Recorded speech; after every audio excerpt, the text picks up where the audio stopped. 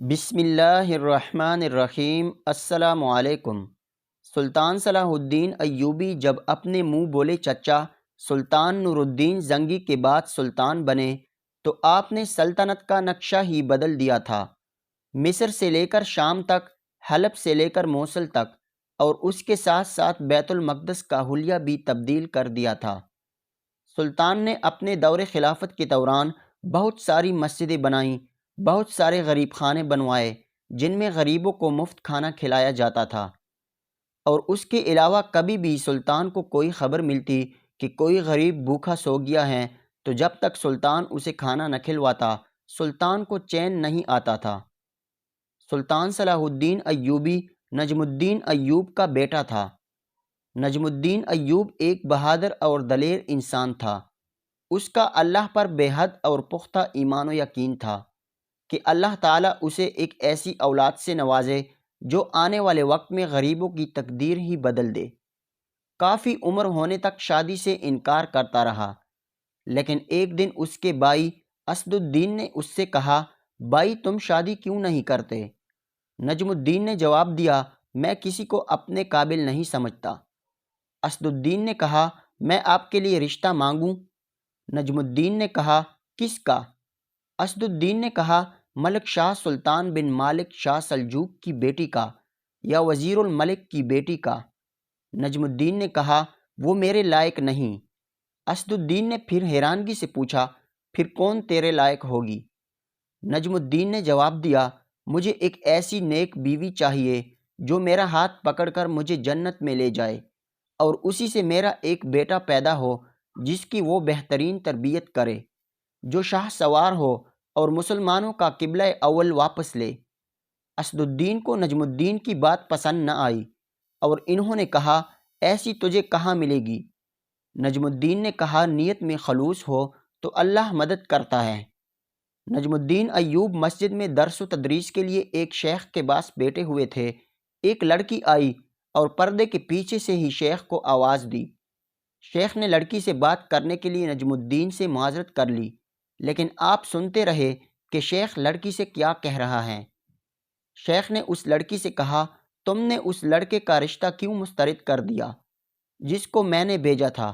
لڑکی بڑے ادب سے بولی، اے ہمارے شیخ، وہ لڑکا واقعی میں ہی خوبصورت اور رتبے والا تھا، مگر میرے لائق نہیں تھا۔ شیخ نے حیرانگی کا اظہار کرتے ہوئے کہا، تم کیا چاہتی ہو؟ لڑکی بولی، شیخ مجھے ایک ایسا لڑکا چاہیے کہ جو میرا ہاتھ پکڑ کر مجھے جنت میں لے جائے، اور اس سے مجھے اللہ ایک ایسا بیٹا دے جو شاہ سوار ہو اور مسلمانوں کی قبلہ اول کو واپس لے۔ قبلہ اول بیت المقدس کو کہتے ہیں، جو سلطان صلاح الدین ایوبی سے 90 سال قبل صلیبیوں نے قبضہ کر کے مسلمانوں سے چھین لیا تھا، کیونکہ جو وہ سوچتا تھا وہی یہ لڑکی بھی سوچتی تھی۔ نجم الدین، جس نے حکمرانوں اور وزیروں کی بیٹیوں کے رشتے ٹھکرا دیے تھے، شیخ سے کہا کہ اس لڑکی سے میری شادی کروا دیں۔ شیخ، یہ محلے کی سب سے فقیر گھرانے کی لڑکی ہیں۔ نجم الدین نے کہا، میں یہی چاہتا ہوں۔ پھر نجم الدین نے اس فقیر اور متقی لڑکی سے شادی کر لی، اور ان سے وہ شاہ سوار پیدا ہوا جسے دنیا سلطان صلاح الدین ایوبی کے نام سے جانتی ہے، جس نے مسلمانوں کی قبلہ اول بیت المقدس کو آزاد کروایا۔ ایک دفعہ سلطان صلاح الدین ایوبی کو ایک جاسوس نے آ کر خبر دی کہ سلطان معظم، میں فلسطین سے واپس آ رہا تھا کہ میرا گزر ایک جنگل کے پاس سے ہوا، تو میں بڑا حیران ہوا کہ اس جنگل کے پاس ایک چھوٹا سا قبیلہ آباد ہے۔ سفر کی وجہ سے میں تھک چکا تھا اور مجھے پیاس لگی ہوئی تھی۔ میرے پاس پانی ختم ہو گیا تھا، تو میں نے سوچا کیوں نہ اس قبیلے میں جا کر پانی پیا جائے۔ تو ایک بزرگ نے مجھے پانی پلایا تو پانی کا ذائقہ کافی بدل چکا تھا، یعنی کہ پینے کے قابل نہیں تھا۔ میں نے بزرگ سے پوچھا، بابا جی کیا بات ہے، اس پانی کا ذائقہ اتنا خراب کیوں ہے؟ تو اس نے کہا، بیٹا، ہمارے قبیلے کا سردار جتنا بھی پیسہ تھا ہمارے قبیلے کو آباد کرنے کے لیے خرچ کر چکا ہے۔ اب اس کے پاس اتنے پیسے نہیں کہ ہمارے پانی کا بندوبست کر سکے، اس لیے جب بارش آتی ہے تو ہم اسی پانی کو جمع کر لیتے ہیں اور اسی کو گرمی کے مہینوں اور ہفتوں تک پیتے رہتے ہیں۔ میں نے ان سے سوال کیا کہ آپ کا سردار سلطان سے مدد کیوں نہیں مانگتا؟ تو اس بزرگ نے کہا، بیٹا، ہمارا سلطان پہلے ہی بہت سے دشمنوں کے ساتھ لڑ رہا ہے اور ہم اس کو ایک چھوٹے سے کام کے لیے اپنے سلطان کو پریشان نہیں کرنا چاہتے۔ یہ سن کر میں نے خاموشی سے پانی کا برتن رکھ دیا اور بزرگ کو خدا حافظ کہتے ہوئے گھوڑے پر چل پڑا۔ سلطان معظم، میری آپ سے درخواست ہے کہ آپ ان قبیلے والوں کے لیے ایک بڑا سا کنواں کھدوا دیں تاکہ یہ ہمارے مسلمان بھائی صاف پانی پی سکیں۔ سلطان صلاح الدین ایوبی رحمۃ اللہ علیہ نے علی بن سفیان کو بلایا اور حکم دیا کہ جاؤ اور فلاں قبیلے والوں کو کنواں کھدوا کر دو۔ علی بن سفیان سپاہیوں کے ساتھ اس قبیلے میں پہنچ گیا اور مزدوروں کو کنواں کھدوانے میں لگا دیا۔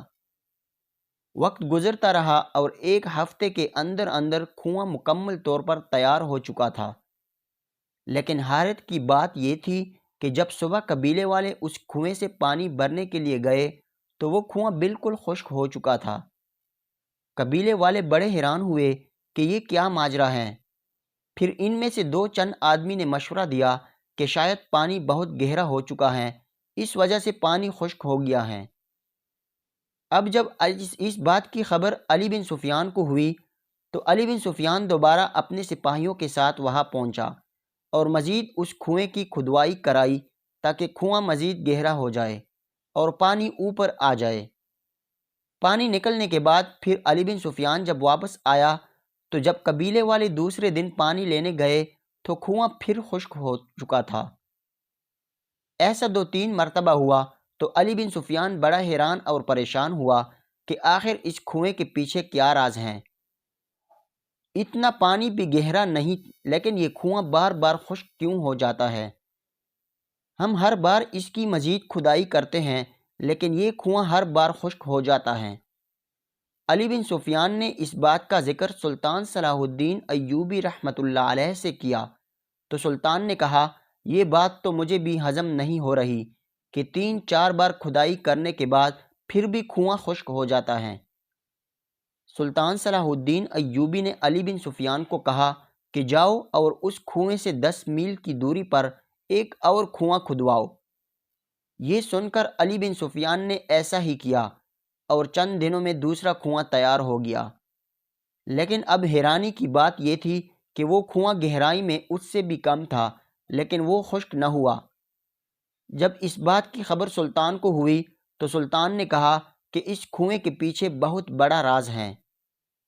اب سلطان صلاح الدین ایوبی رحمۃ اللہ علیہ اپنے چند سپاہیوں کے ساتھ اپنے گھوڑے سے اترا، نیام سے تلوار نکالی اور اس کنویں کے نیچے اتر گیا۔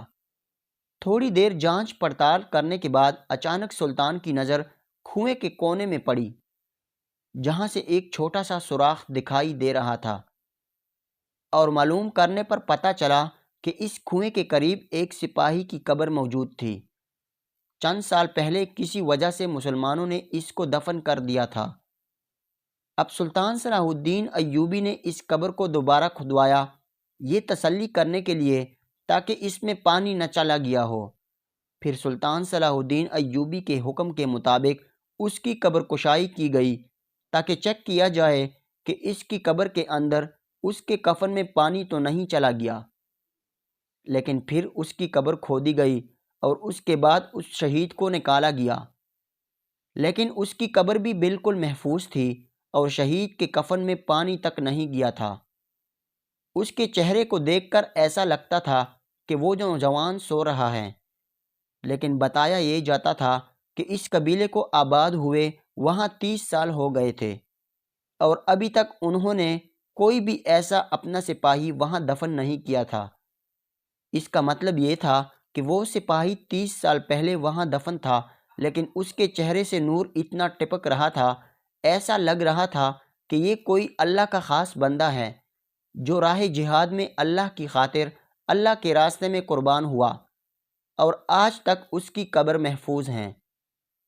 پھر سلطان صلاح الدین ایوبی نے اپنے شاہی قبرستان میں اس کی قبر کھدوائی اور اس کو بڑے اعزاز سے دوبارہ دفن کر دیا، اور اس کنویں کو بھی بند کر دیا گیا اور اس قبر کو بھی بند کر دیا گیا، اور سلطان اس وقت آ کر اللہ کے سامنے سجدے میں گر پڑا کافی دیر تک سجدے کی حالت میں پڑا گڑ گڑاتا رہا، روتا رہا، حتیٰ کہ آپ کے سپاہی بڑے پریشان ہوئے کہ اتنی دیر ہو گئی ہے، سلطان کے رونے کی آواز آ رہی ہے اور سلطان باہر نہیں آئے۔ تو پھر علی بن سفیان اندر گیا تو انہوں نے دیکھا کہ آپ سجدے کی حالت میں اللہ سے معافی مانگ رہے ہیں، استغفار کر رہے ہیں۔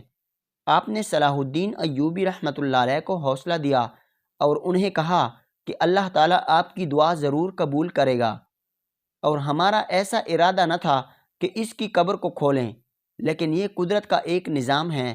اللہ تعالیٰ ہمیں دکھانا چاہتا تھا کہ آج سے 30 سال پہلے میرے راستے میں شہید ہونے والے ایک انسان کو کس طرح میں نے آج بھی محفوظ رکھا ہوا ہے۔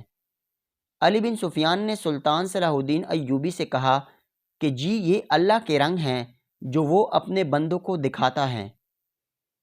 علی بن سفیان کہتا ہے کہ میں نے سلطان صلاح الدین ایوبی رحمۃ اللہ علیہ کے ساتھ اتنی بڑی بڑی جنگیں لڑیں، اتنا اتار چڑھاؤ دیکھا، لیکن کبھی بھی سلطان صلاح الدین ایوبی کو اس طرح اللہ کے سامنے اپنے کسی غلطی پر گڑ گڑاتے نہیں دیکھا، حالانکہ اس میں سلطان کی کوئی غلطی یا کوئی گناہ نہیں تھا، کیونکہ ان کا ارادہ تو لوگوں کی خدمت کے لیے تھا، اور بے شک اس میں غور کرنے والوں کے لیے بڑی نشانیاں ہیں۔